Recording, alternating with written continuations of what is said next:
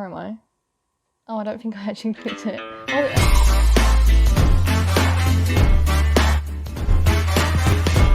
Hi guys, welcome back to another Roblox video. In today's video I'm going to be showing you how you guys can make any Roblox GFX or thumbnail using only Roblox Studio and Blender, but you might also need something like Photoshop, but you can go on to Google and search up pixlr.com and you can, it's basically like Photoshop but the free version, so you guys can just use that if you want. But I will be using Photoshop, but yeah, let's just get straight into it. You need Roblox Studio up first so you can actually make the sort of animation sort of look, because you can't actually get anything into Blender if you haven't got anything to put into it. And the first thing you're going to want to do is simply just click base plate. Okay, so once Roblox Studio is finally all loaded up, you want to go into plugins and you want to click on load character. You might not have this because you need to download it first. I will link that in the description. And you want to just load up your character or whoever's character you want to animate. Where am I? Oh, I don't think I actually clicked it. Oh, I did. Okay, my computer's just slow, I guess. And once your character's loaded in, just quickly zoom in to where you want to zoom in, and you're going to very simply just want to make it, where is my left leg? The first thing you're going to want to do is just move around the leg, just rotate the leg a little bit and then just move it right or left or whatever leg you're really moving, and you're gonna, I don't know what we're actually gonna make here. Let's say we are in a forest. I don't know what my setting's actually going to be like. I didn't even plan this far, to be honest. So let's pick a forest that we actually want to use and one that looks good. I don't know, let's put this in.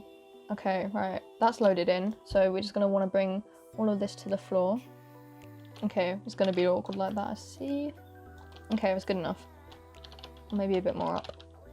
Okay, so once you've got the right setting that you sort of want, I'm just going to very quickly change that to grass. That is a really, really horrible colour. And you can just change the base plate to whatever sort of material that you want, and I want grass, so we're going to do that. And then we've got this, and you can change the face if you want.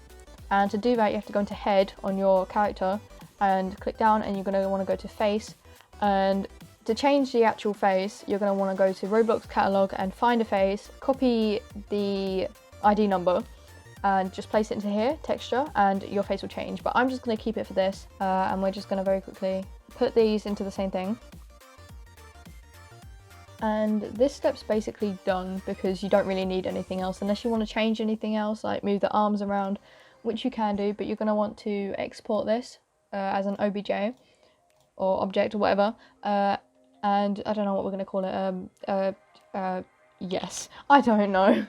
And then honestly, we don't really need this. I would probably keep it up if I were you, just in case anything goes wrong, because usually things do go wrong, but it will make Blender go a bit slower, so I'm just gonna get rid of that because we don't need it for now.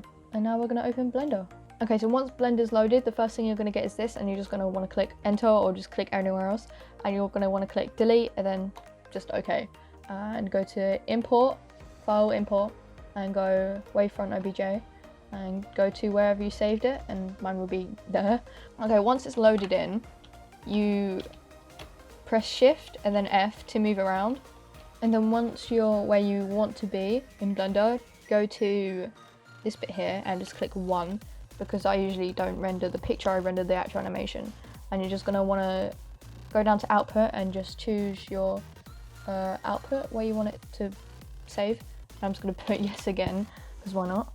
And accept, and then you want to go down to here and click material, and that everything will just change color, and then click environmental lighting, and I usually go on sky color and then go to, I don't know, 55, and once we've done that, we're going to want to click on lamp and then change this to, I'll say 150, and then hold shift and then F and then just move around with WASD and just move the light, I'd say towards the character,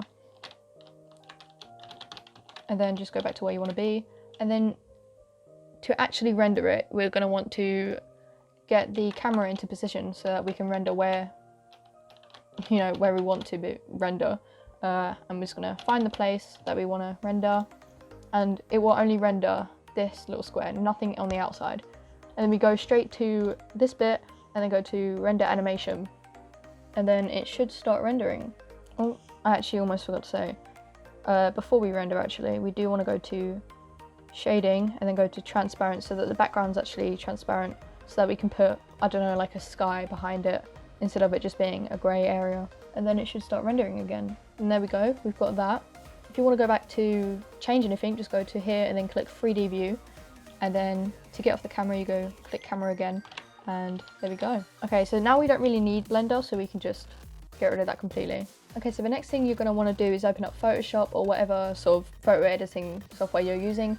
Click open, and I go into my folder and I get my previous thumbnails because it's the right size, and I just open those. The right size for a thumbnail should be 1920 by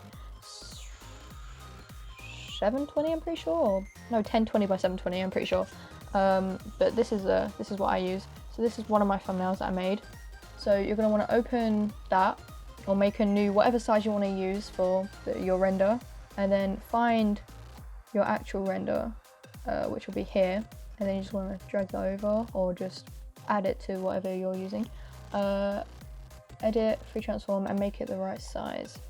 And then this is it. This is quite plain and boring. You've got a bunch of dots on here. If you can zoom in, you can see it's not really well rendered. So I like to change a lot of things in Photoshop because I don't just open it for no reason. So I like to add a sky background. You can change that if you want by going on to curves and just changing how dark it is or how light it is, however dark or light you want it. I usually just do that. And to get rid of the dots on the face or the dots on any part of the body or anywhere in the render, I go onto this tool here, the blur tool, and I just sort of blur it down a little bit on the specific bits. Sometimes you have to do this repeatedly because it looks too blurred. Am I doing it on the wrong bit? I am. Go onto the right image and basically just blur it down till it doesn't look as noticeable, like so, because this was before and that's after. And on places like the arm, if you've got some dots, do that and then go to dodge tool and just brighten that up a bit. But my arm here is quite bright, so I'm not going to do that. So we're going to go to the neck where there's loads of dots and just make that a bit smaller. Just blur it a little bit, because usually that just makes the dots not as noticeable as they were before. And then there it is. This is your render, your thumbnail, your GFX, whatever you want to call it. This is it. And then you're just going to want to go to File, Save As, and call it Yes. And then Save As again, and then PNG, just save it. And this is it. This is your final render, GFX, thumbnail, whatever you guys want to call it. I hope you guys did enjoy this video, and I hope it did help you in any way, shape or form. If it did, don't forget to leave a like and subscribe, and I will see you guys in the next video.